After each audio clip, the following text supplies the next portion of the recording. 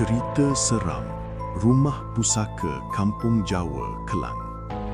Rumah itu masih berdiri, walau catnya sudah mengelupas, papan lantainya reput dan tingkapnya sentiasa terbuka, walaupun tiada sesiapa di dalam.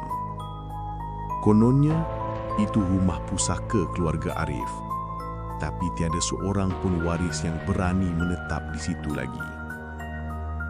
Dulu, selepas kematian nenek tua yang menjaga rumah itu, waris bergilir-gilir cuba tinggal. Namun semuanya tak bertahan lebih seminggu. Setiap malam akan ada bunyi langkah perlahan di anjung rumah.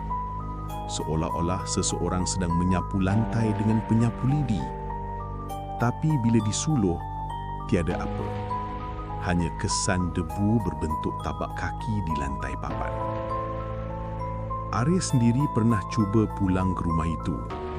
Katanya untuk bersihkan dan jual saja rumah tu.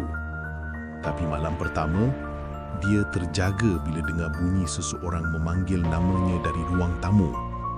Suara itu, suara neneknya sendiri. "Jangan jual rumah ni, Ref. Rumah ni masih ada yang tinggal."